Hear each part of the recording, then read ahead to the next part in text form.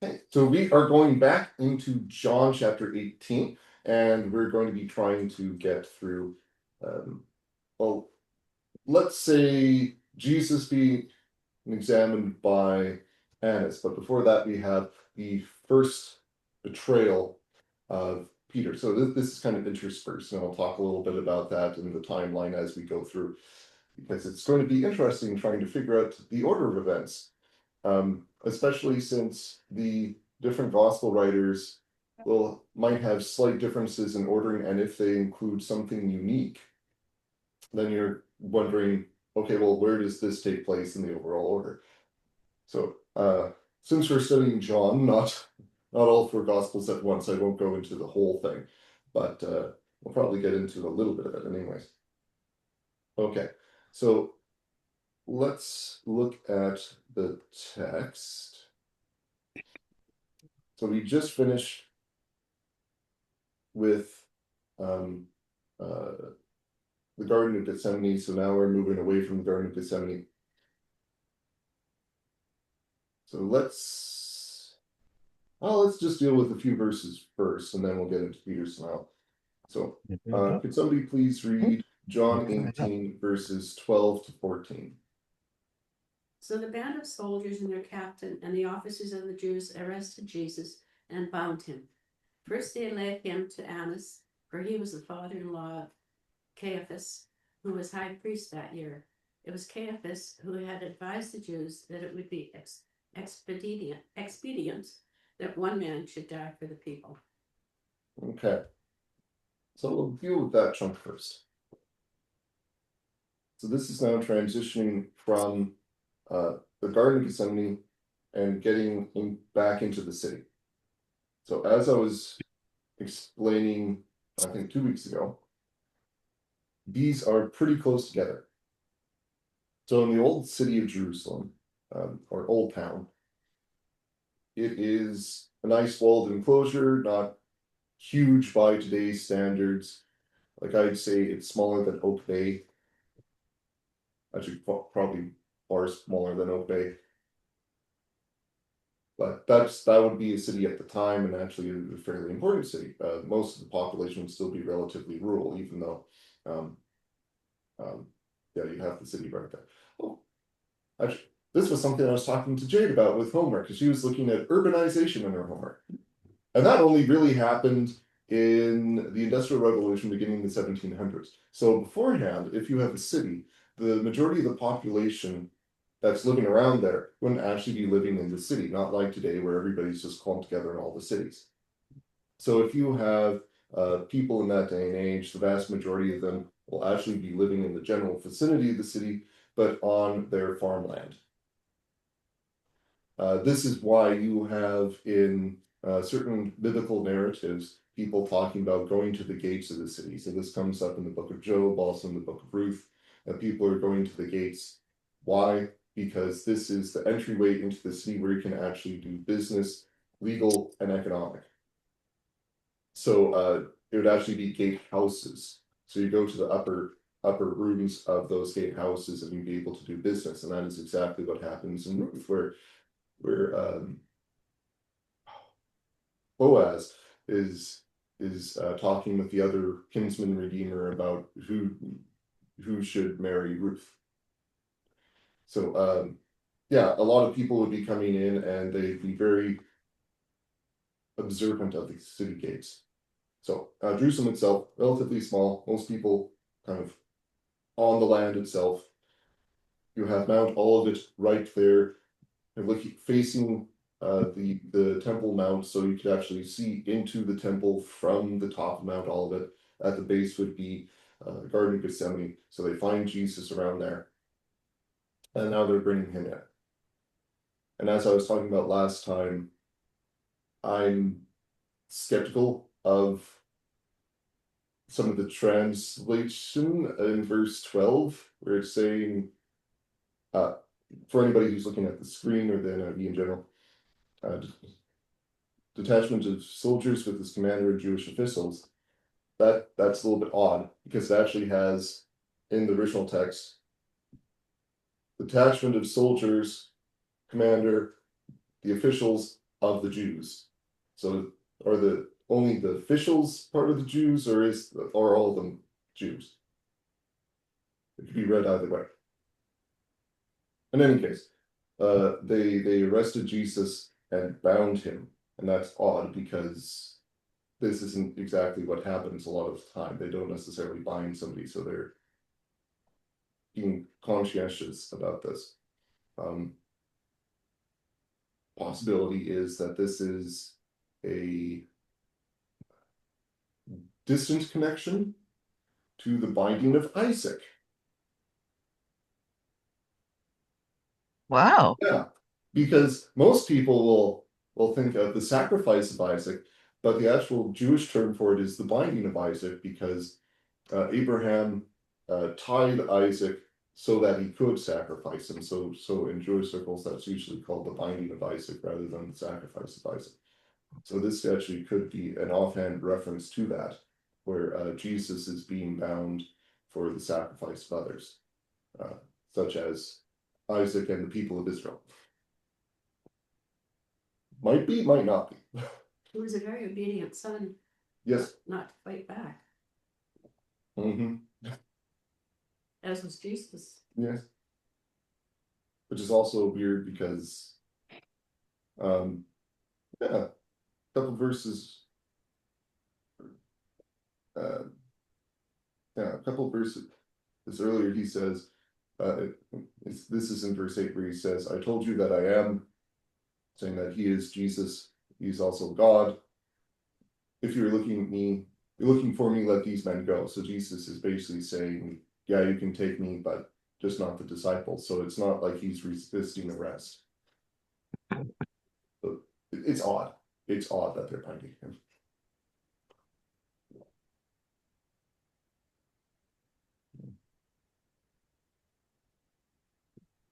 Any general questions just about that before we get into something else? Because Annas is going to be important. Annas was the father-in-law, so why did it take him to there rather than directly to Caiaphas? Oh, that's an excellent question. So now we're getting into the next subject instead of staying with the binding. That's okay with everybody? We want to go. Who on earth is Annas? Okay, so this is important, and it's important in part because John is the only one who talks about this. Matthew, Mark, and Luke do not mention Annas whatsoever. Part of this could actually be that John is more aware of the situation because, as we will read through the text, that he actually knows the high priest. So he has an in with Annas specifically. And I'm going to say Annas and not Caiaphas. He knows Annas, but he doesn't necessarily know Caiaphas, maybe by reputation or acquaintance. There we go. That was the word.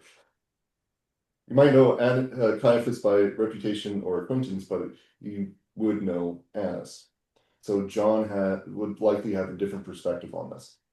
But I'll get into John's relation to Annas in a little bit. Okay, so why is Annas important? Now, I brought this up 2 years ago. When we were dealing with the end of John chapter 11. Annas isn't mentioned there, but John does have the phrase again that Caiaphas was high priest that year. And this is also important for understanding who Annas is. All right, so Annas, he was high priest, recognized by Roman officials. And this is also in other records of the time, so records outside the Bible. So we do know that Annas was high priest. Excuse me, what's their description of a priest? Well, there's a very different description between a priest and a high priest. So I'm making the contention that he is a high priest. So there's thousands upon thousands of priests. Is that the same as a rabbi? No, Is a priest a government official? no. And lots of no's. Yeah, so this is important to know. So let's get into this. Let's do red for priests, because they'll be linked with blood. So in the beginning of the priesthood that God is appointing, he appoints Aaron. You know, Aaron, the brother of Moses. Yeah. So Aaron, he is the first high priest. All right. So before this time, basically you'd have the head of a household act like a priest to people so that sacrifices could be made for the household. And you see this a little bit at the beginning of the book of Job. So the book of Job is taking place before the Old Testament law came to that area, because Job is sacrificing animals for the sins of his children rather than having going to a priest offering a sacrifice, giving them the animal to be sacrificed by the priest. So Aaron is the high priest, then automatically his household, and it is Nadab, Yehu, Eliezer, and Phineas. Phineas is the fourth son. Okay. Oh, I'm happy I remember that. Okay. I remember Nadav and Abihu because they were the ones who were killed. Okay. Because they tried to act the part of priests as they were supposed to, but they did so incorrectly, and God thus judged them at the tabernacle itself, and they were destroyed by fire. Okay. So in the beginning, you have Aaron as high priest, and then automatically his family becomes the family of priests. All right. So it's Aaron's priesthood that is seen as the pool from which you can get priests. There are no priests outside of Aaron's family.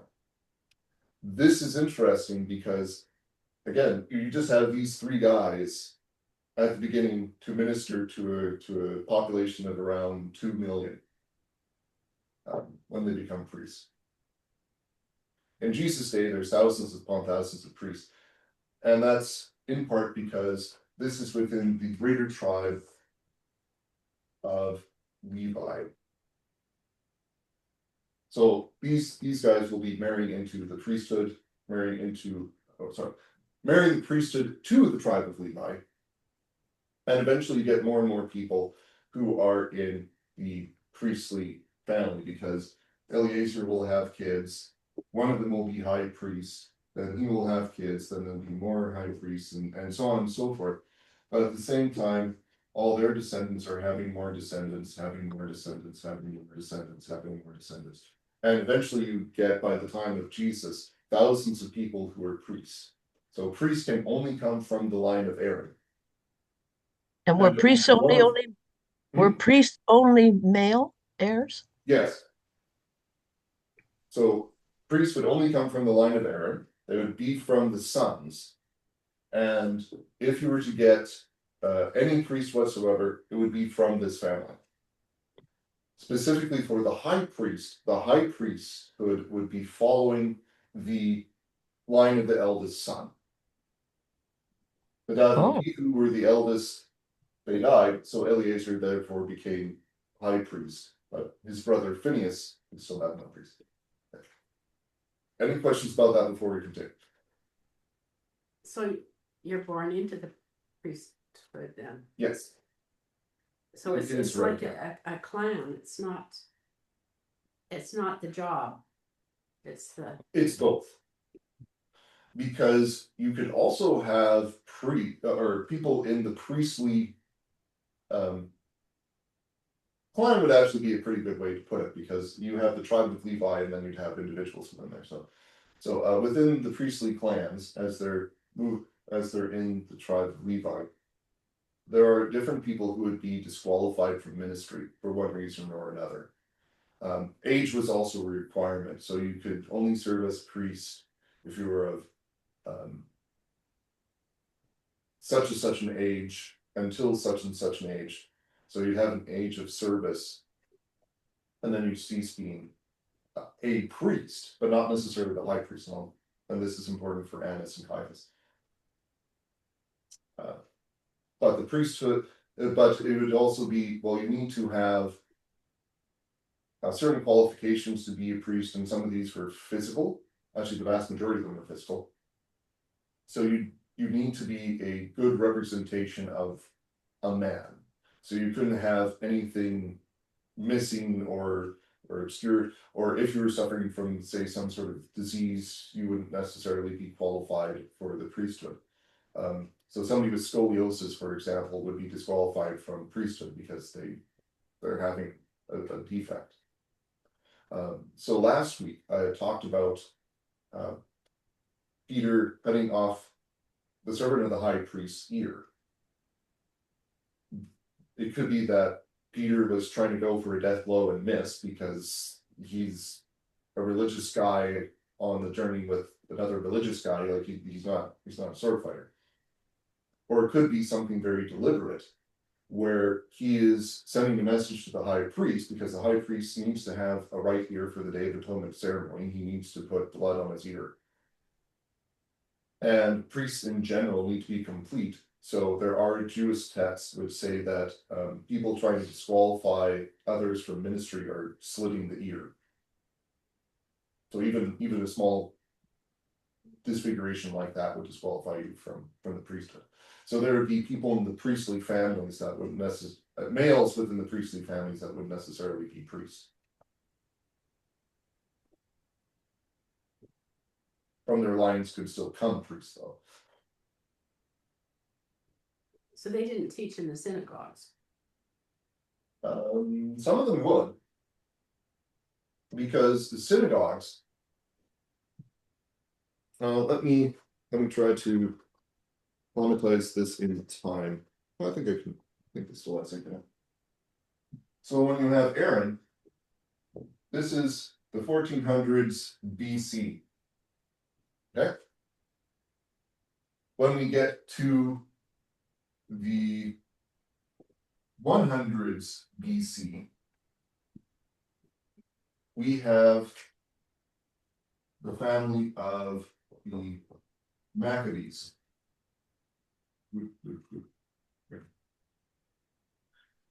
And they're coming, I don't know if they're from Eleazar or Phineas, probably they interbred anyway, so it's most likely.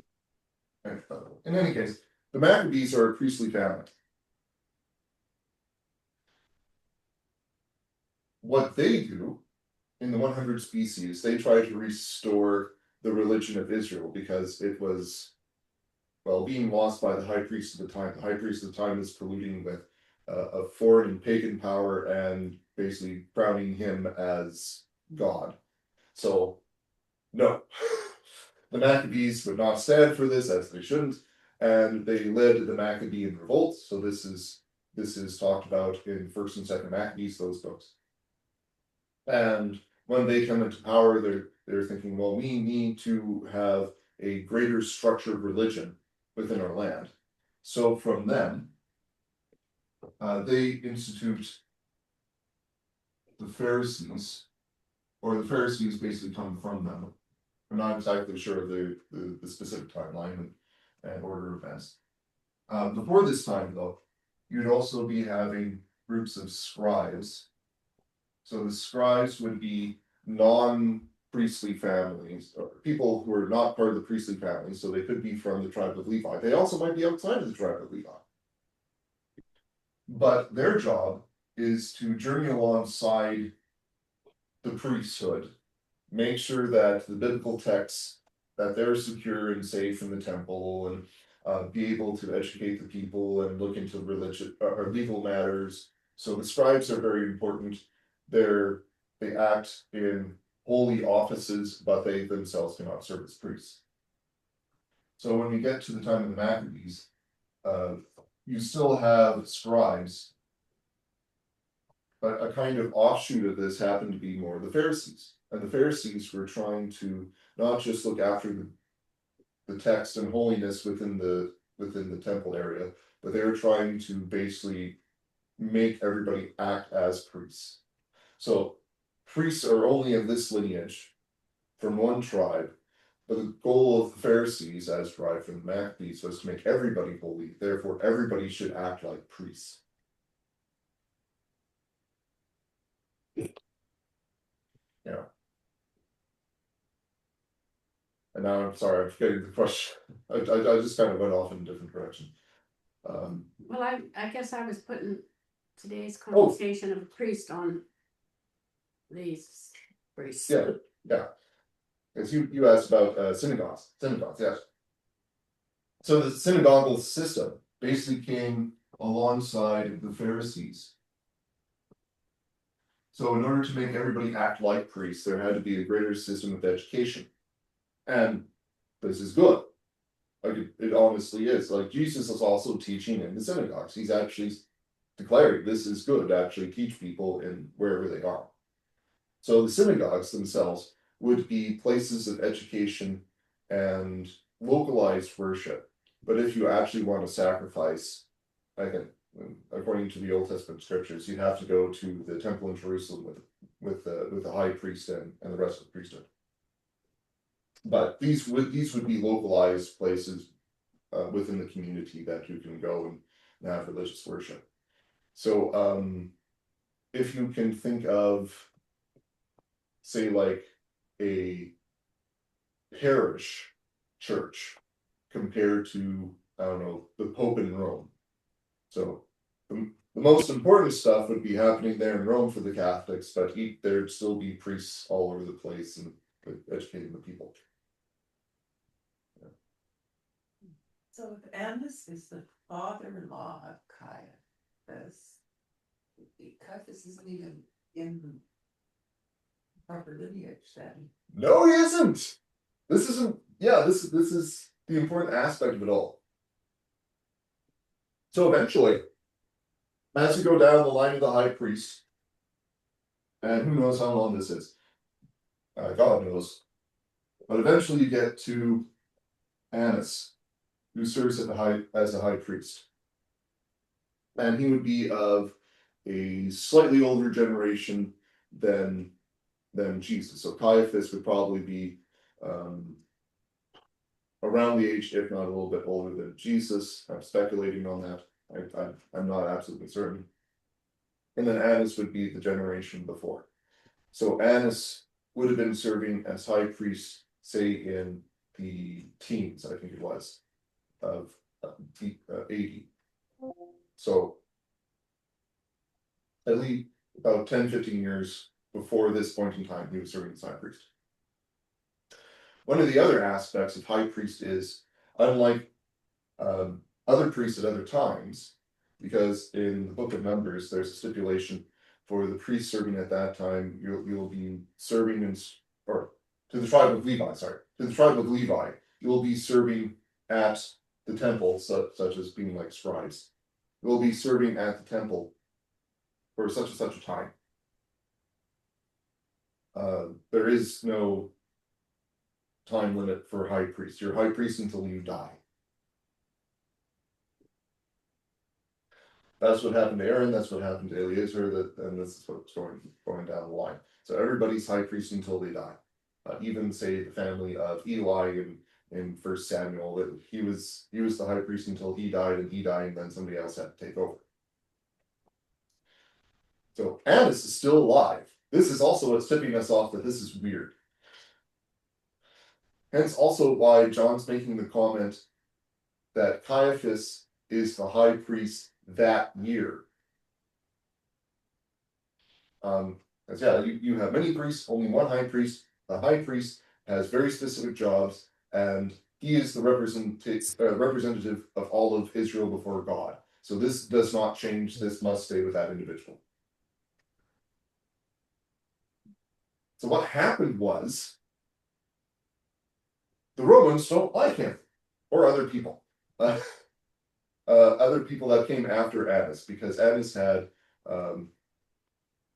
as Annas also actually has sons. Oops, wrong point. Annas also has sons. I believe there are 4 sons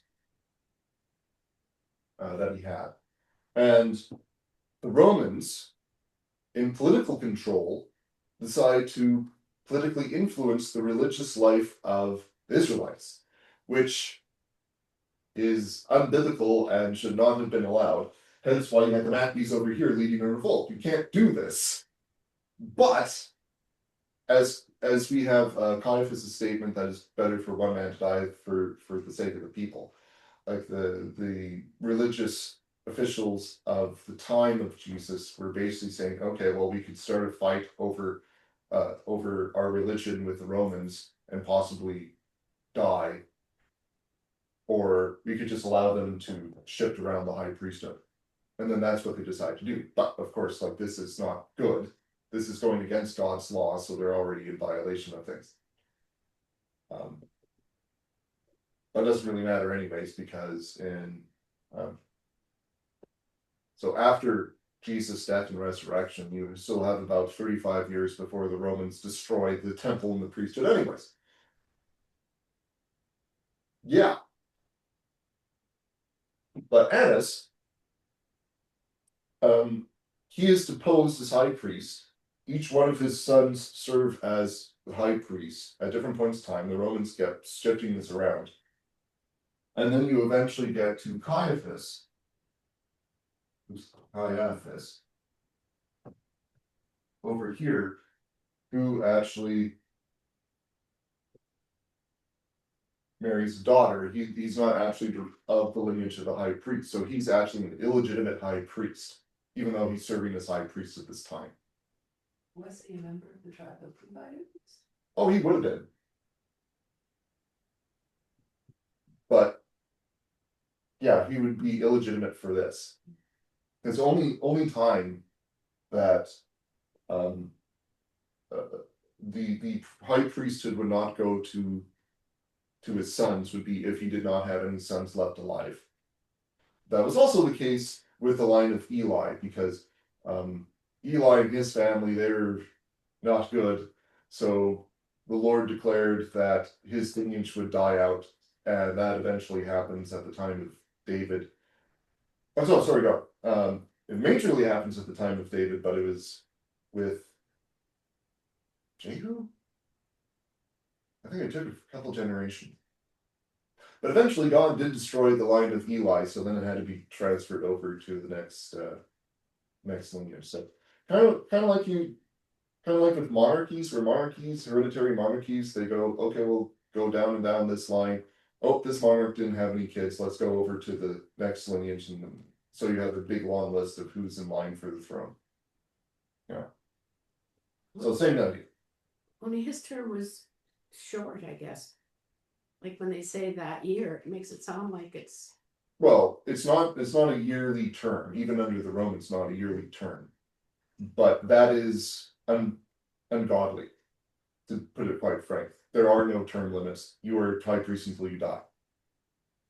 So when John mentions this, he's saying that the Israelites are not properly practicing the faith.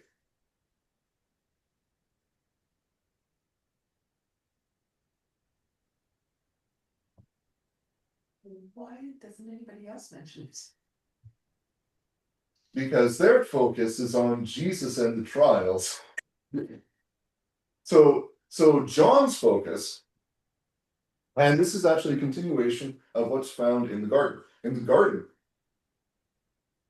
Jesus is asserting his authority. So there's people coming after him, and they're saying, and Jesus asks them. They don't talk to Jesus first.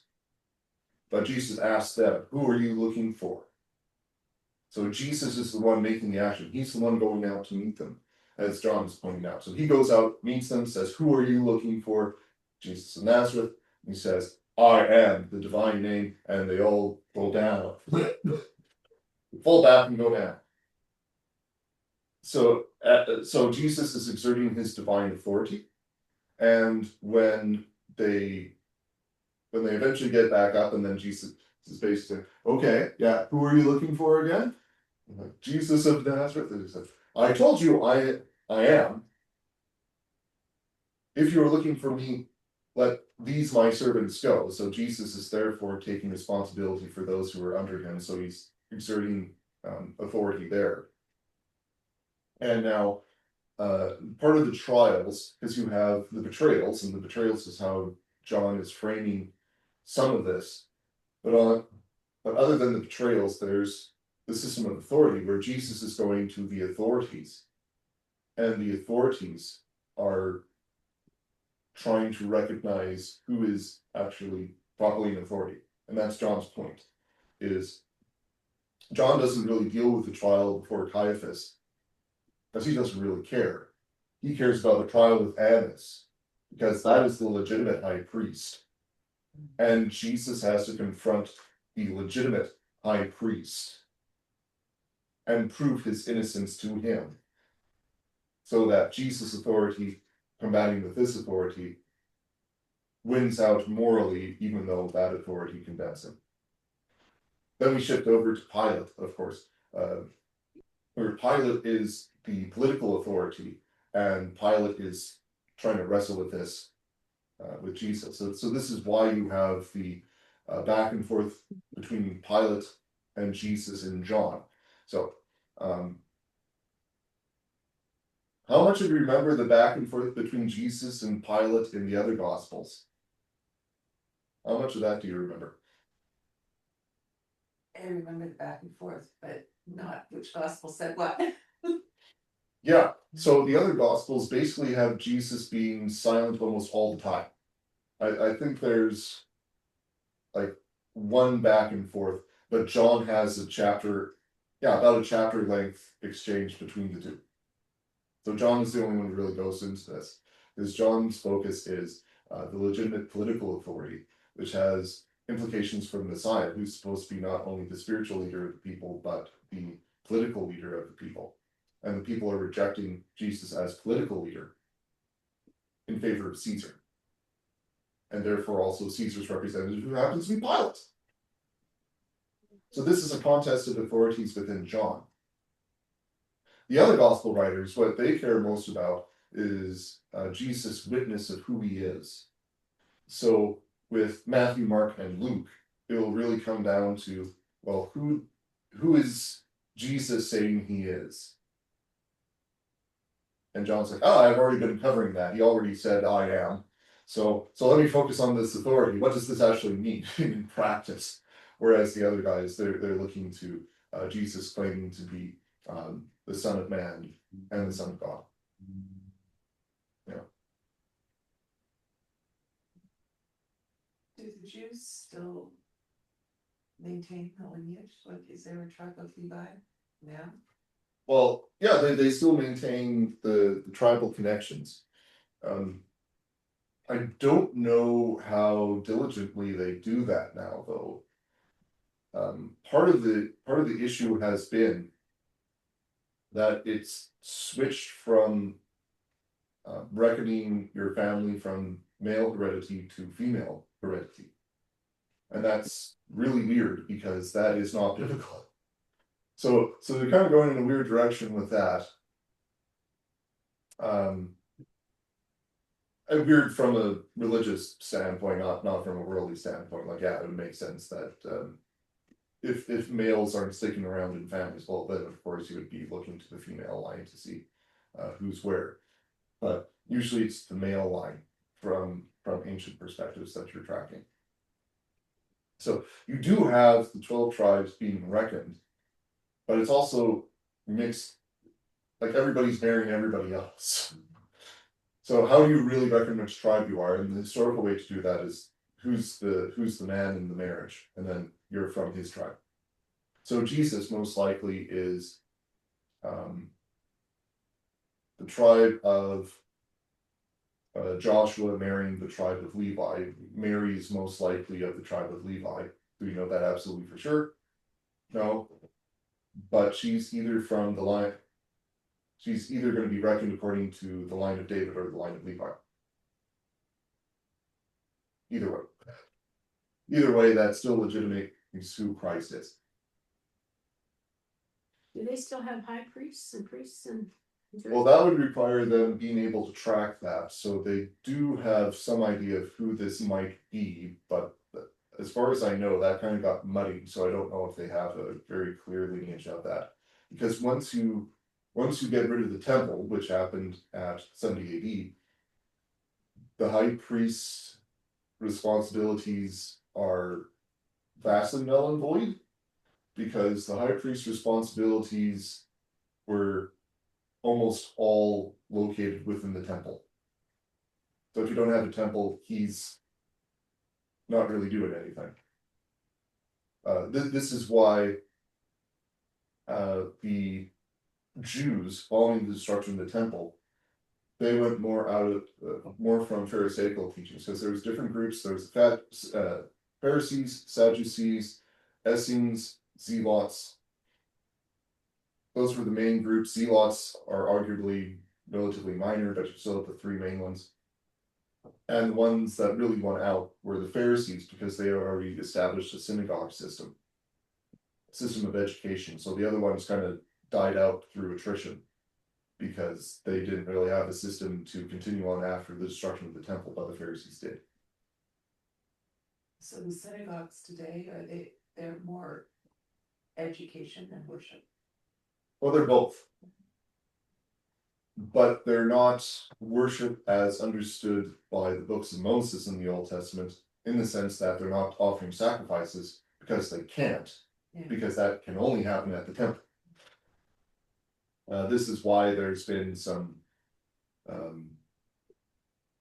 interesting speculations and hopes within the past few years, especially with the war that's going on in Israel right now, because the Israelites are, or I shouldn't say Israelites, Israelis, because they're politically Israelites, they're not actually Israelites.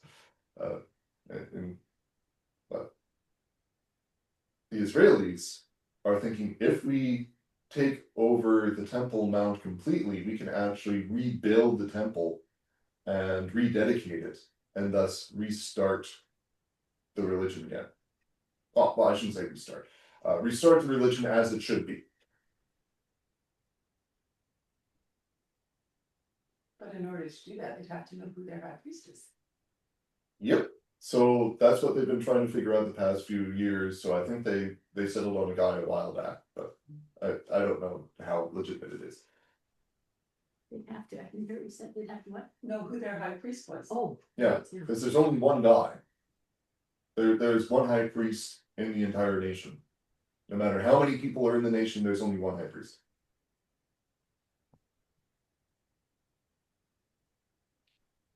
Now, if they just convert to Christianity and go, well, Jesus is our great high priest, superseding all high priests that ever existed. We don't actually need to do this, because Jesus is already offered a sacrifice for us, greater than all other sacrifices. So we just look to him as our mediator, and our salvation is secure. We don't need the blood of beasts.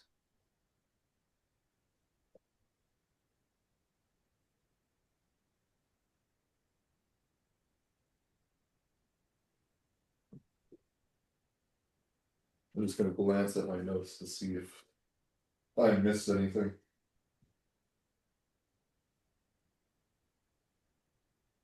Yeah, so I got through Annas, cycled through all the sons of high priest, they were all removed, got to Caiaphas, who's illegitimate, technically speaking. Yeah, and so John, when he's having the Annas trial, communicating that Jesus is actually condemned by Israel's legitimate high priest, not just some guy who was acting in the office. And yeah, Annas was most likely examining Jesus as everybody else was starting to arrive. So we have the trials scenes that you're very familiar with in Matthew, Mark, and Luke. So odds are, when Jesus was brought to the high priest's palace, like that's where Annas lives. So he would be examining Jesus, and then that's when they're scrambling the Sanhedrin, the religious council, and also say, they're also probably trying to scramble to get some witnesses to try and condemn Jesus because they're like, oh no, we actually need to have a trumped up kangaroo trial. Oh no, we need some people to lie. Who would do that? But yeah, likely they're being gathered right now as Annas has the first crack at Jesus.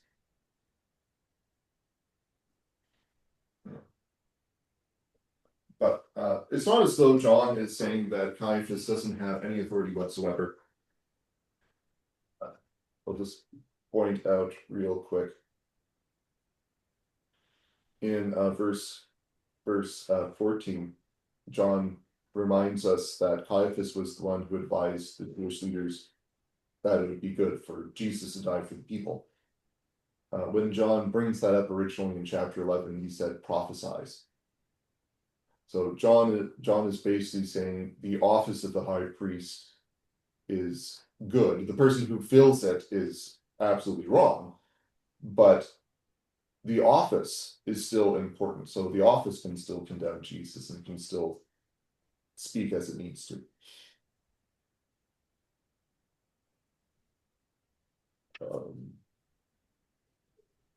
Oh yeah, last little bit here. So verse 13 says, they brought Jesus first to Annas. So the location is not specified. But if we look to the other gospel accounts, they specify that this is the high priest's palace. So when we're talking about the courtyard, it's not one of the courts in the temple, but it's the court in the high priest's house. And most likely there's a couple different courts there, and the high priest's house is very large. But it would be the high priest's palace. Yeah.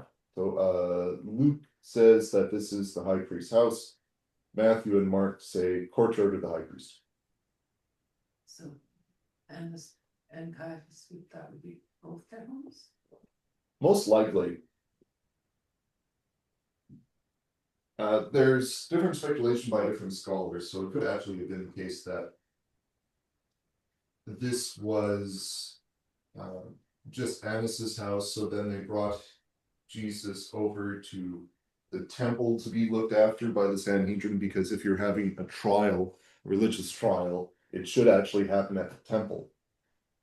Which is also a good reason to say that this is an illegitimate trial to try and condemn Jesus, if it's first happening at somebody's house. So there's some speculation. Oh well, they must have gone to the temple, even though we have no word from any of the gospel writers that happened. But Caiaphas is most likely either coming to this house or living in part of it. My guess would be that Caiaphas is actually living here, because when Matthew, Mark, and Luke are talking about the high priest's house and his courtyard, they're referring specifically to Caiaphas. So I would guess that this is most likely where both Annas and Caiaphas live.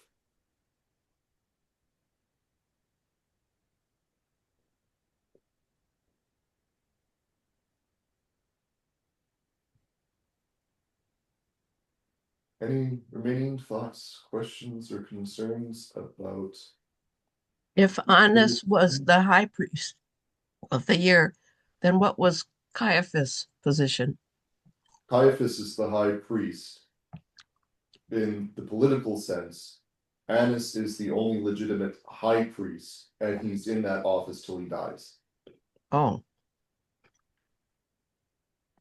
So Jesus was brought before an illegitimate high priest, and they conducted a trial that was illegitimate because it wasn't in the temple. Yes. And they also had false witnesses, because I'll get into that as we continue. But yeah, there's so many things wrong with this.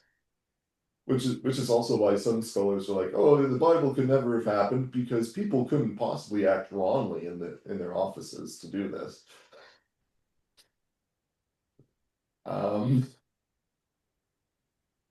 Saying that politicians can't be corrupt, that's a weird thing to try to disprove the Bible.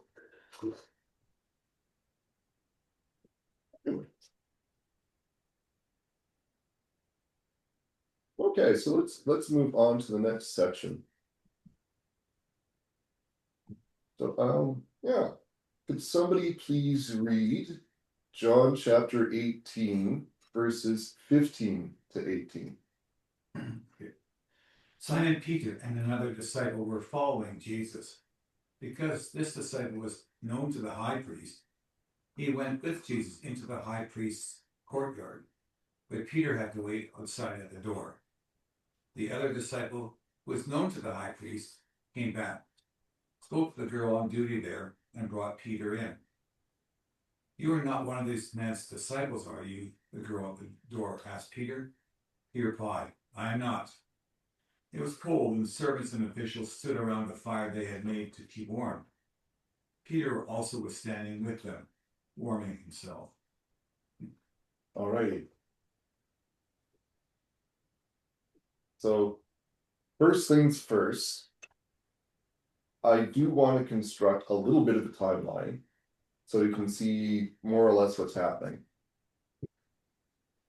And I'd also like to get into the significance within John's gospel of what is going on. But there's also going to be, as we read in verse 15, connections between the other disciple and the high priest. And that's especially interesting considering that guy's leader is currently on trial with the high priest. Well, informal trial with the high priest. Is that other disciple John, or do we know? I'll get to that. Okay. First things first, let's construct the timeline. Okay. Oh no, where did it? There it is. Okay. So yeah, I'll just start with Gethsemane. Because if I try to do the complete timeline would go back to the Last Supper, and then I'd have to try and go through all the different speeches and whatnot. So we'll start with Gethsemane.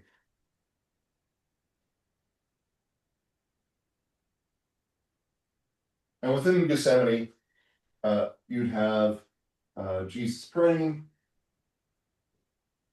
and the disciples fall asleep. Disciples sleep.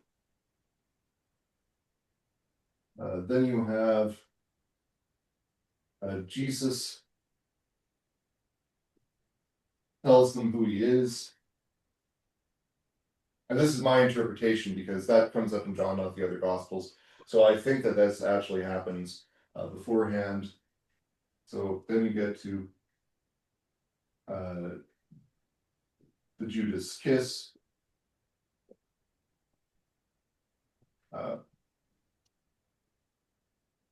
Peter cuts Malchus's ear. Disciples flee. And Jesus rested and bound. Okay, that's all that's going on in Gethsemane. Lots of stuff. And now you're coming into town, so then you go into the high priest's palace.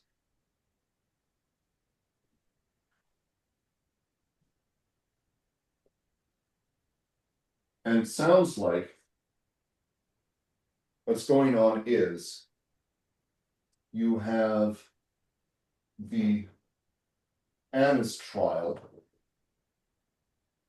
and John is describing Peter's first denial around this time. So most likely what's going on is that this is going on at the same time as Peter's first denial.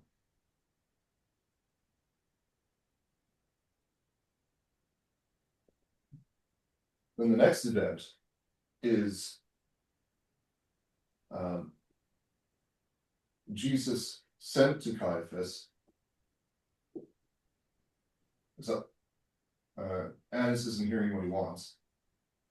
Most likely at the same time, this is Peter's second denial.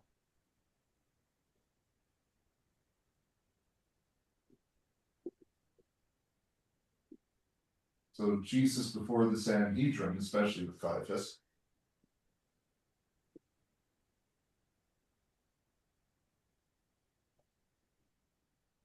And that's happening around the same time as Peter's third denial.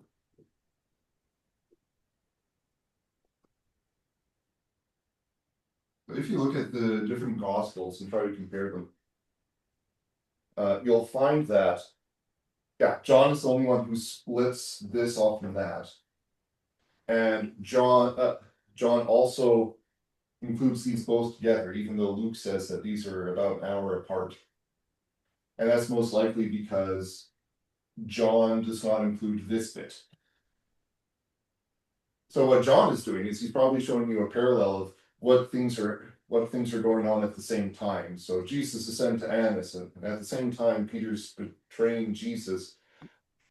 Jesus is speaking against Annas as Peter is betraying him, and then Peter is betraying Jesus yet again as Jesus is being moved around. And then when Jesus is before the Sanhedrin, that's the third time that Peter betrays Jesus. Now, if you read the Gospels all the way through, so Matthew and Mark will actually have the betrayals of Peter take place after this, because Matthew and Mark will talk about Jesus being sent to Caiaphas, Jesus coming to the Sanhedrin, and being in that trial. And then they'll just say, and Peter betrayed Jesus in such and such a fashion. What Luke does is, Luke is saying, Peter betrayed Jesus in such and such a fashion, and he's sent to Caiaphas, and then he's before the Sanhedrin. So Luke mentions this before that these events that he describes, whereas Matthew and Mark puts after these events that they describe. Whereas John breaks this up. So the most likely case is Peter is betraying Jesus at the same time these things are going on, rather than, yeah, this being particularly before or after. So it's all arrangement of information. That makes sense? Mhm. Yeah. So Peter's in the courtyard warming himself. So it's likely that he's not peering in and being able to hear everything that's going on. But most likely also if this guy is being placed on trial in the middle of the night, and there's a lot of hullabaloo about the thing, like most likely the information is coming out from where this is happening into the courtyard eventually. But so Peter's likely hearing updates as things are going on. But yeah, meanwhile he's just doing this for him courtyard.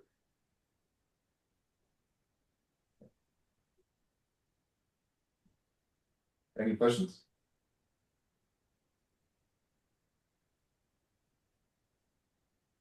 I just marvel at how well you know all the details and can retain them all. Well, when you read these things every year for however many years, some of this just sticks. But I do enjoy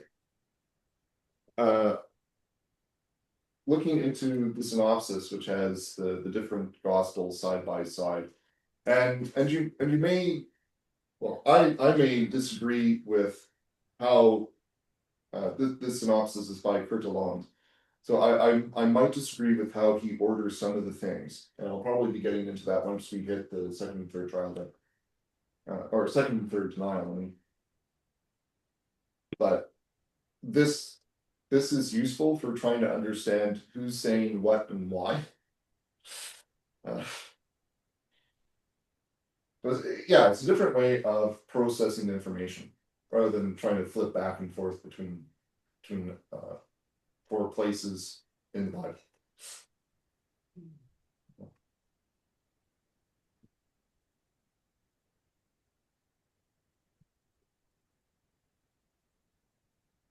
Okay. Ooh.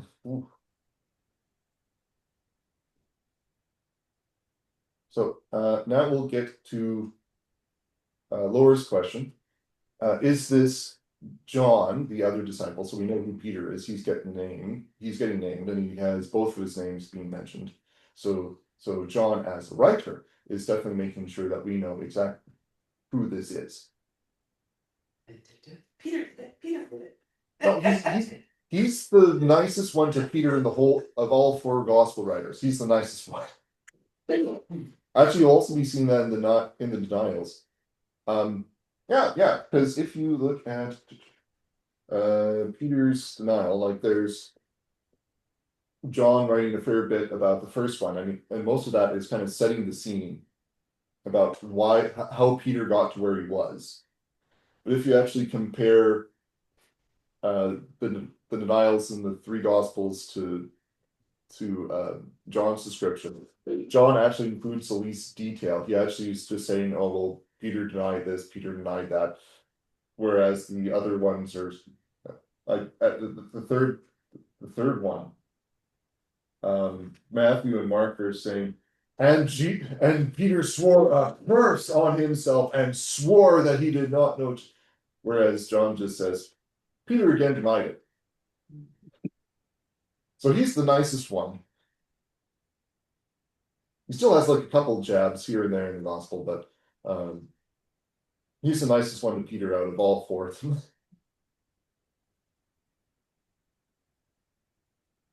Anyways, where was it? Yeah. So we do definitely know who Peter is, but the other disciple, do we know who that is? Well, it could be just some, and these are more the speculations of scholars. So it could just be some follower of Jesus, and we have no idea who this person is, because if it's one of the 12, why would one of the 12 be able to waltz right into the high priest's house? Wouldn't that person be singled out? Hey, you've been following this guy that we're trying to kill.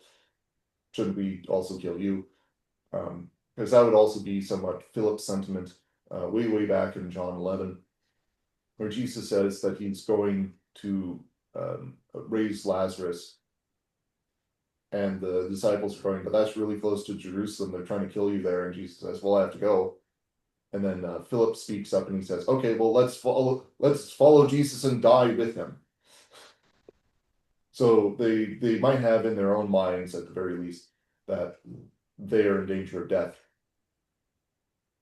But hard to say how far to press that. So if John actually has an in with the high priest, he might not be scared of doing this, even though Peter's scared to death and he's definitely an unknown.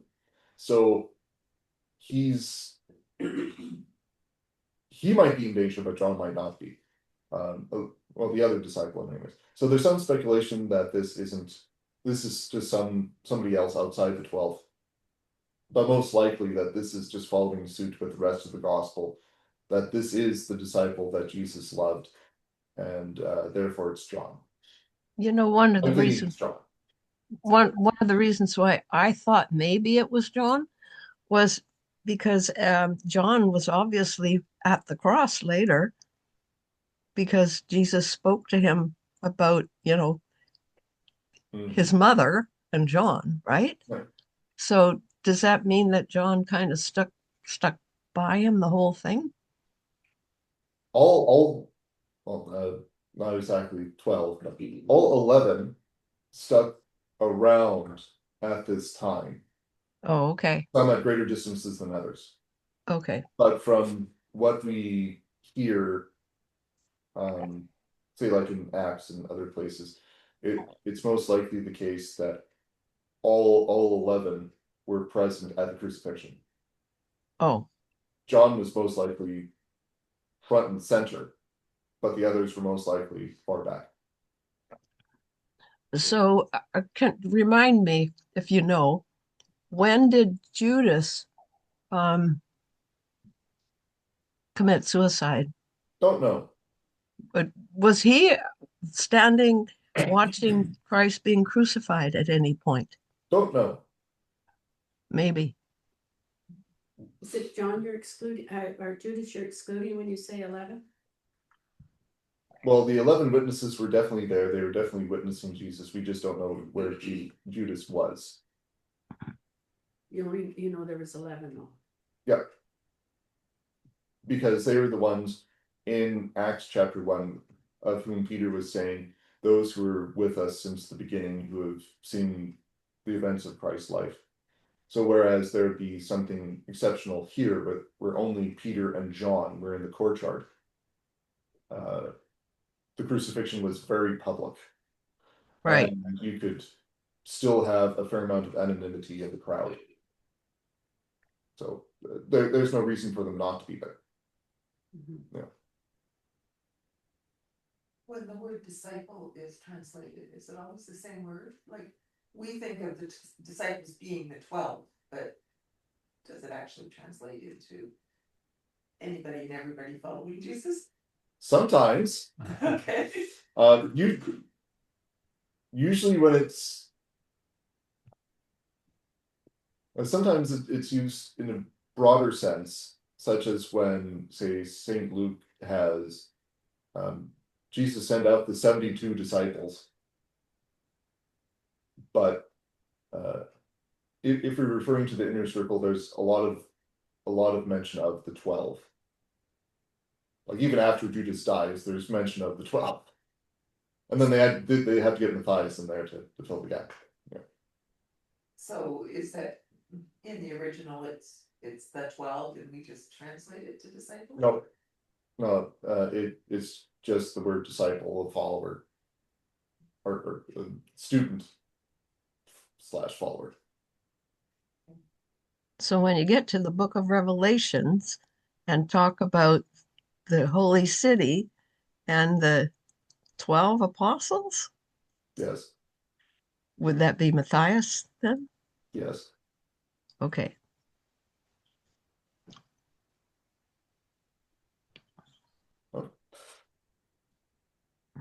All right. Okay. So yeah, most likely this is in fact John. Just to fit the convention of the rest of the book. And this would actually be understandable considering who John is. You're like, but he's just some fisherman from Galilee. What would that have to do with anything? Yeah, okay. But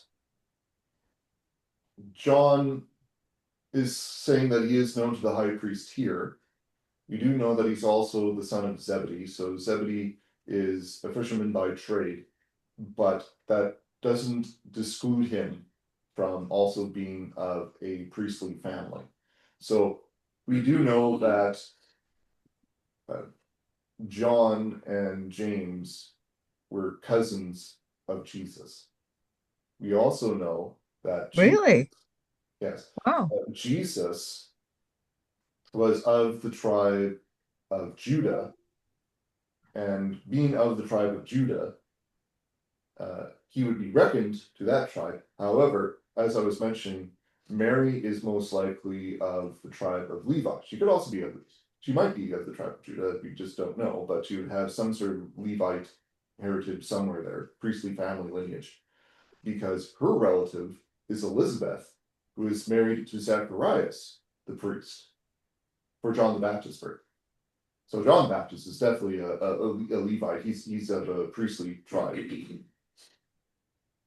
And yeah, however far removed that is, John and Jesus are probably not like first cousins with no removals there. There's most likely a further division. But Jesus has a cousin, John the Baptist, who's a Levite. So Mary, who's related to that side of the family, most likely she has some priestly tribe in there. And if this is bearing some relation to John and James, most likely they're also in a priestly family. Yeah. So, Pastor, when it comes to genealogy in Matthew, they're tracing Joseph's lineage, right? Yes. And he was of the tribe of Judah. Yep. You're saying Mary might not have been the tribe of Judah? Yes. Well, that's interesting. And I say she's not reckoned according to it, because again, lineage goes down the male line. So that doesn't exclude Levite DNA from being in them. Jesus had Levite DNA in him, absolutely. But he was not reckoned according to the tribe of Levi. Yeah. Okay. So another way that John could be known to the high priest might be something almost unrelated to this. Like there was one suggestion in the commentary that I was reading. I was saying, well, maybe the family Zebedee is the supplier of fish to the palace of the high priest, and that's how we know through business deals. And I'm like, that seems a little bit weird. But when you have known, the word known come up in the Gospel of John, that John, the other disciple, was known to the high priest, usually known in the Gospel of John has some sort of intimacy related to it. So most likely this is going to be a family connection. Say most likely, not absolutely, like could be wrong.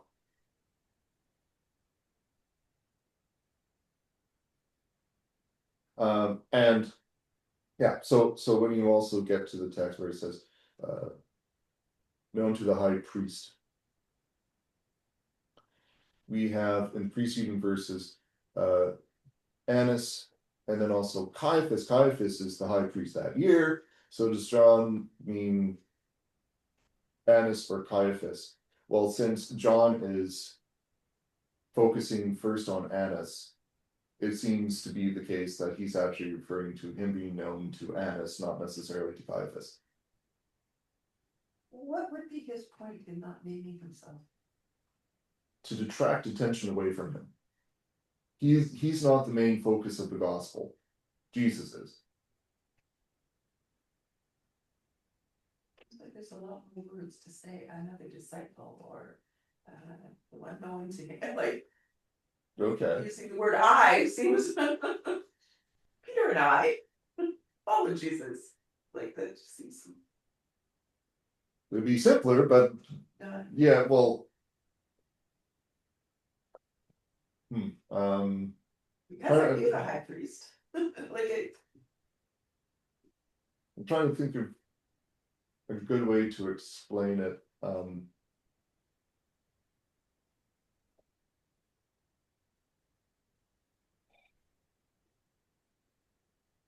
So let's say you wanted to know the president, and let's not say Trump, because that's too controversial. Let's say, oh well, no, I'm trying to think of non-controversial.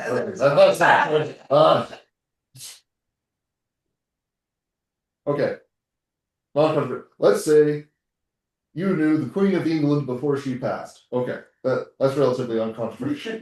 People generally liked her. Okay, let's say you knew her. And then you start telling people about all this story. Like you wouldn't be seeing the Queen of England. She's in a very different area than you are.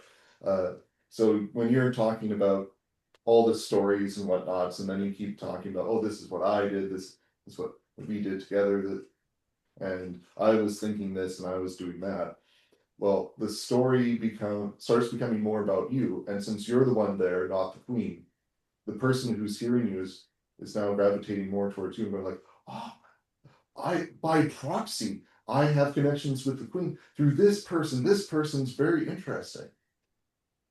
Whereas if you kind of downplay who you are and just trying to communicate, well, yeah, some person was with the Queen and the Queen did this, then the focus is put more so on the Queen. And you're using more words, yes, but you're trying to focus on what she's doing rather than on you being there and you being the celebrity of the moment. and yet we're focusing on who's this other disciple. this is also John saying it doesn't matter that much. Whoever he is, Obviously wants to take the attention off himself, yeah, if it's him. yeah. And same Is thing he with the- Mary too, is that Mary is unnamed in the gospel, and she only comes up twice. So the focus isn't her.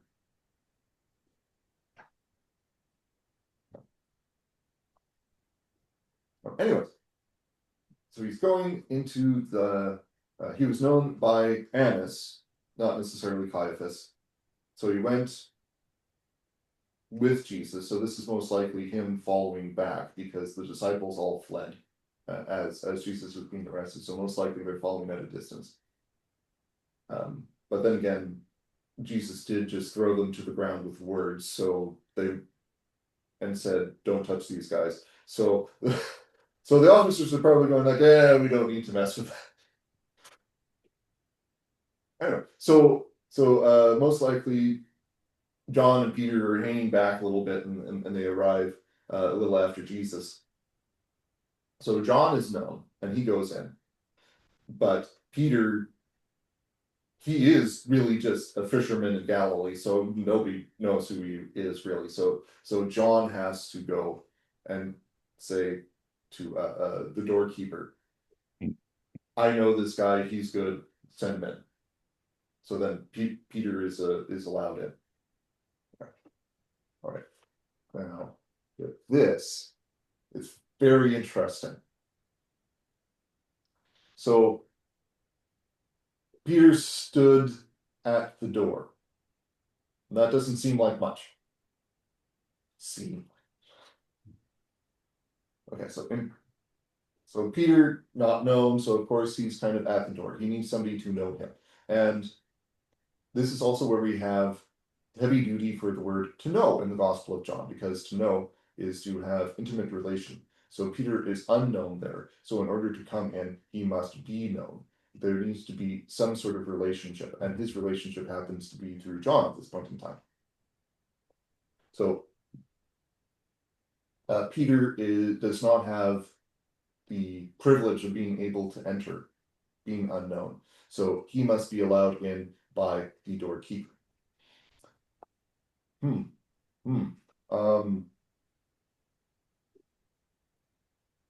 Is there a time in the Gospel of John that you hear a door being mentioned? Or perhaps a gate? Yes! Yes. Yes, we have the Good Shepherd discourse, where you have erase the timeline. Well, that would be a good sci-fi plot, erasing the timeline. Been done many times. Yeah, I know. But you have a doorkeeper, and you wouldn't think it because it's being translated a very specific way in this passage, but courtyard. Okay, so want to guess how many times the door gets mentioned in the Gospel of John? Quite a few. When I asked that question, no. There we go. Yes. So it happens in John 10, and it also happens here in John 18. So this is Peter's betrayal, and this is the way to the sheep. The way to the sheepfold, and then also, of course, Jesus saying, "I am the." I should count as a door or / gate. And this also can lead to some speculation as to, well, how do we envision this? Because it's not necessarily the case that it's a physical door, but you could even say doorway. And so if you have, say, a sheepfold, there's a way in and a way out, and if Jesus is the door, and this is in some artistic depictions of or illustrations of what Jesus is saying is that Jesus, as the good shepherd, could actually just be seated as the door. So you have the door frame here, and then Jesus just sits there. So if the sheep want to go out, they have to pass him. If somebody wants to come in, they have to pass him. So that could be a good way to understand the illustration, but regardless, Jesus is saying, I am the gate / door.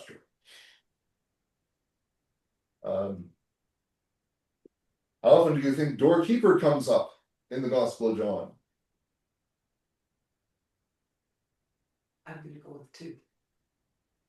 Once. Oh, it's once. What? Okay, that was my second answer. This only comes up in John 18. But as I'm saying with Jesus being the door, like this is obviously an extension of this concept. So she is the one who's guarding the doorway. But you do have, a guardian of the door. Or I should say guardian of the way. Guardian of the way. So before Peter can actually come in, somebody needs to allow him in.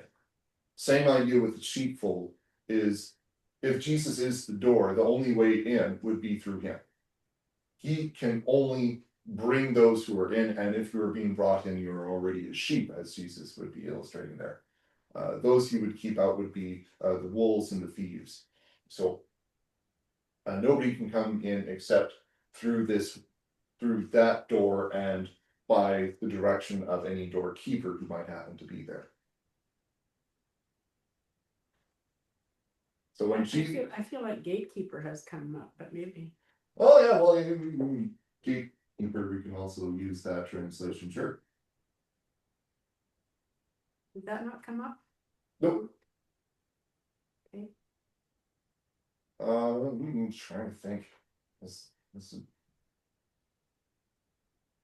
I can't offhandedly think of another location in scripture where a term like that gets used. Can't offhandedly think of it. This word, though, also only appears once in the New Testament, and guess what it's from? So if there is another term for if another passage has gatekeeper, then it would only be in the Old Testament somewhere. Ooh. Yeah. Okay.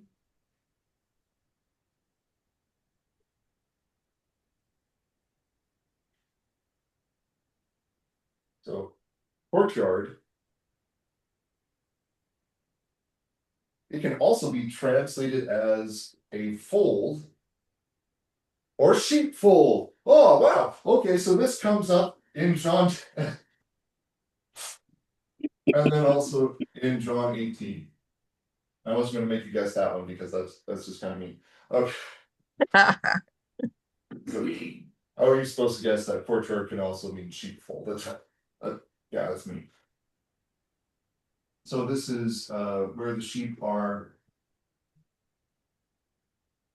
And this is also where the disciples follow Jesus.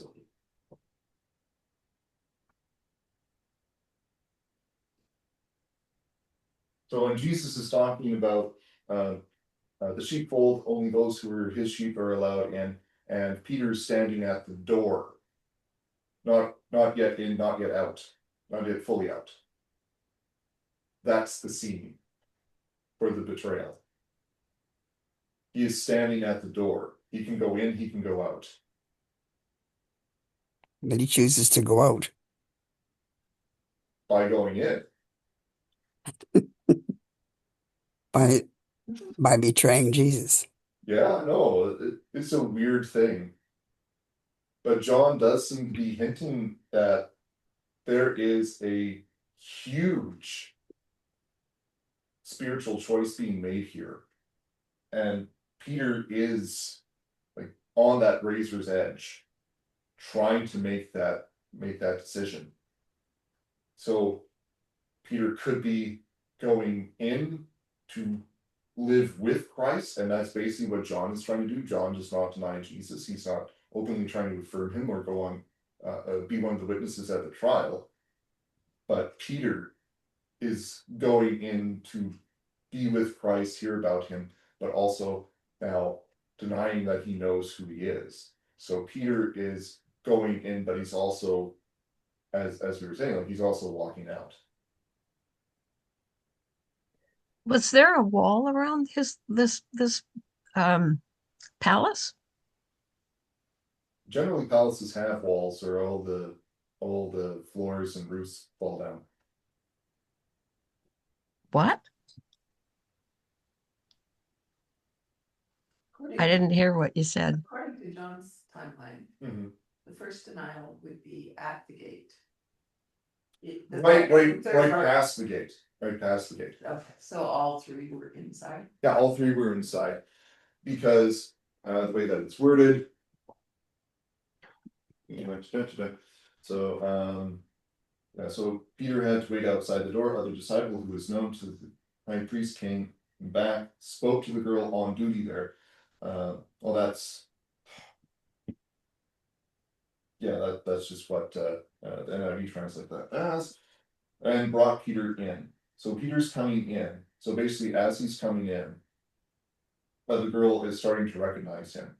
So when you get to say the other accounts in the other gospels, like they're just saying Peter was in the courtyard, a maid came up to him, a maid of the high priest came up to him and seeing Peter warming himself, she said, you also were with Jesus. So when John's depicting the event, like he's walking past her basically because she's the doorkeeper at this time. He's walking past her, and odds are she's kind of going, huh, I think I know that guy. And then most likely then she's walking after him and asking like, hey, aren't you so and so? Because again, she's the doorkeeper. She just let this guy in. She's responsible. Ah, I should also mention the word to describe her. Like the NIV is just translating this as girl. That's pretty generous. The word is, I guess you could translate it as little girl, but the actual meaning of that is servant girl or slave girl. So most likely she is a young lady who is from a slave family. So she is part of the 7-year debt that Hebrew slaves would be under, and thus in the employ of the high priest. Because in this day and age, if you were in poverty, you could sell 6 years of your service to somebody and then be freed in the 7th year. So most likely, either she was sold to do that, or her family was going all together on this. But yeah, she's a servant of the high priest. Slave of the high priest.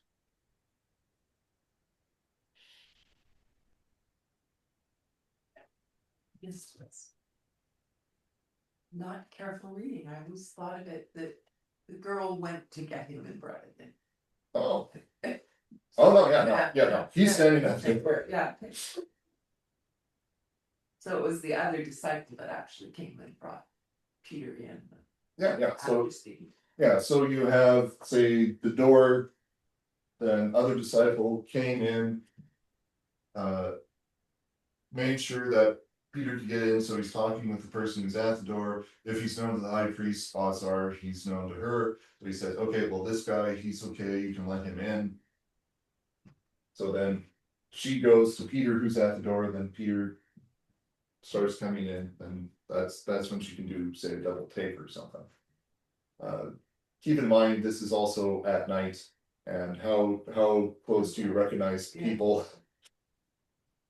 So it might take her a minute or two. It also might be why people are more or better able to recognize Peter at the fire later on during the night. It seems unusual to me that a young girl would be guarding the door. Yeah, so most likely she was just on duty to make sure only certain people were coming in.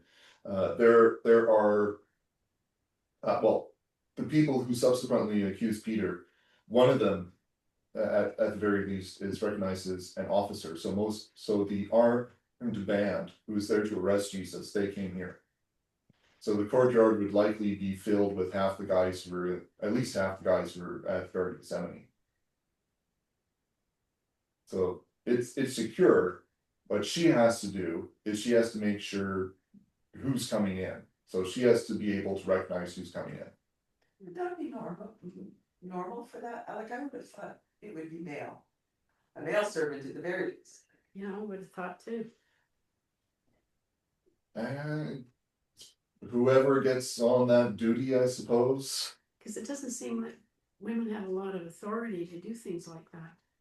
Well, it's not necessarily authority. Like that would still be part of the slave servant class to do that. They would be the door attendants. You wouldn't really want to do that, especially if, say, the courtyard needs to have fire in order to keep you warm, and then you have to stand all the way over that door and then also let a draft in.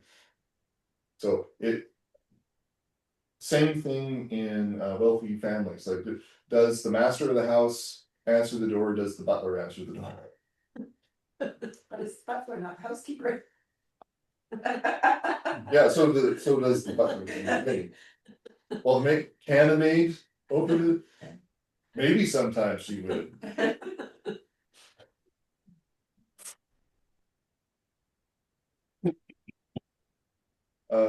But there was actually something that was interestingly raised in the commentary I was reading, and I didn't really think about it before, but it makes sense. So if you did have a big burly guy, maybe one of the officers who was in the courtyard, let's say even Malchus was there guarding the door, and he then looks at Peter and goes like, "Oh, you're trying to get in here?" Well, what might Peter's response be? It's like, "Oh, well, I still have a sword." But no, this is a young girl. We don't know how old she is, but relatively young.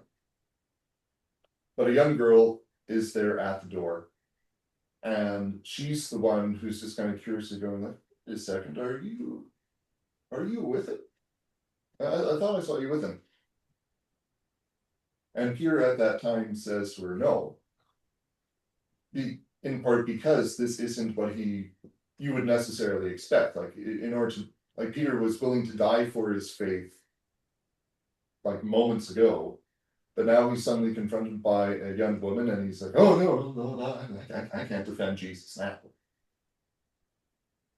So it's a subtle temptation to do this. So Peter would possibly be more willing to go against big, strong, burly men who might be answering the door, but he wouldn't necessarily be expecting a young lady to tempt him. I think it would. Double entendre intended. When we think of doorkeeper, we think of guard. But your analogy that it's the person that opens the door, that makes more sense, really, Yeah. doesn't it? Yeah, it's not a guarding situation. Yeah. Do you think at that time that he was thinking he didn't want to say that he knew Jesus because he didn't want to be thrown out, or that he would get arrested as well? He just walked into a courtyard with all the armed guards who were there capturing Yeah. Jesus.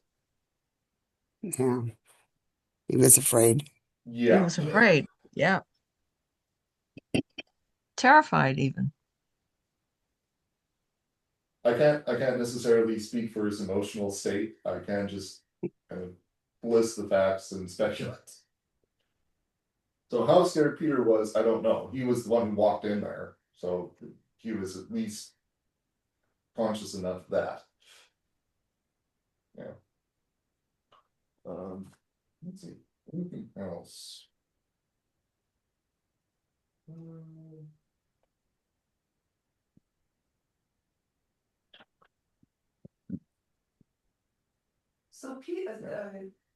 John, if he was the other disciple, was never approached with the same kind of questions.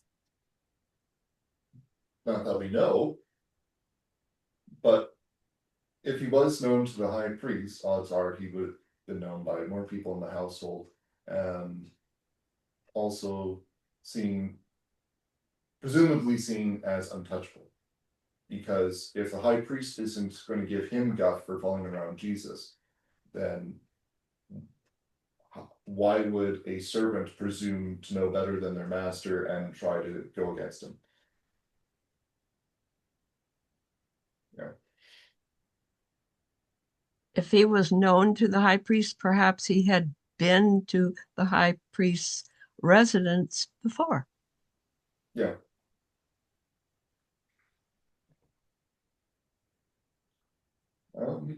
So the last little note that I have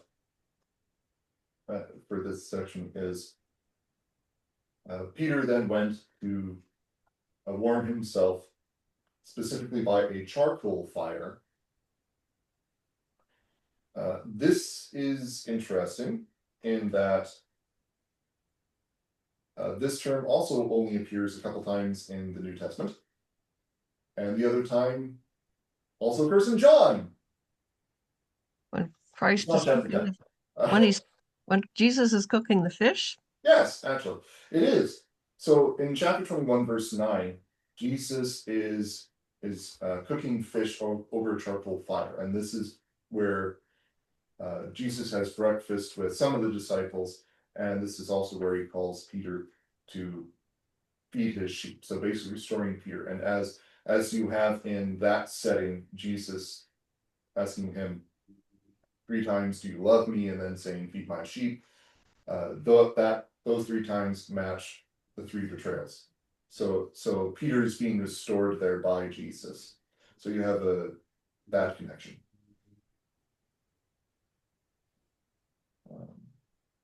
Yeah, John also only uses the word for warming here only in this passage. But I haven't been able to think of any significance with that. Odds are there isn't any. What I can say is that looking at the verbiage, John is trying to communicate an ongoing action. So Peter is standing there for a long while, just warming himself. So odds are it's also probably a cold night. So there's no real indication of where John is at this point in time, whether he's with. No, he just kind of disappears from the narrative for a while.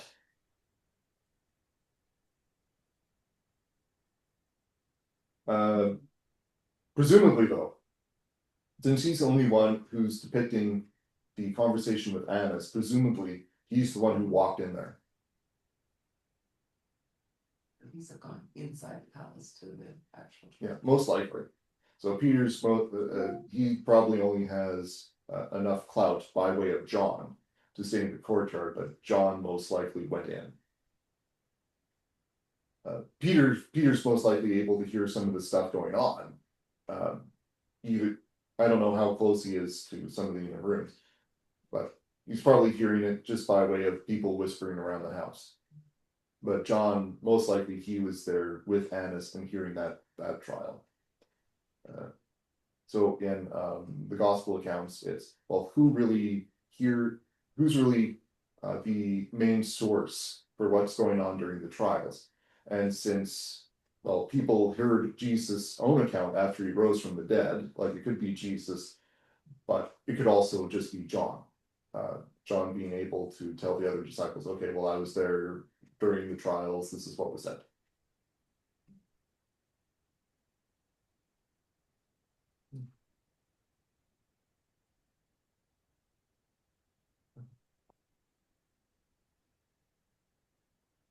So Peter probably just remained in the courtyard. He didn't go actually into the house.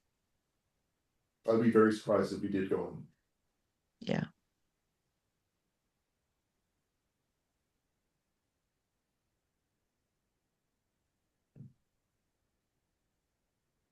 Well, if there are no other thoughts or questions, we're already past time, so we wrap up if nobody else thinks of anything. 5, 4, 3. Okay. Let's pray. Thank you, Lord Jesus Christ, that you came into this world to stand trial for our sakes, exposing the sins of those who were in authority at the time, so that your truth may be fully known. We ask you, O Lord, that this truth communicated to us by the writing of the apostles may be cherished among us and followed diligently, so that we keep to your word and the true faith and be able to continue spreading this news to the ends of the earth. In your name, O Lord Jesus Christ, we pray. Amen. Amen. Amen. Thank you, Pastor.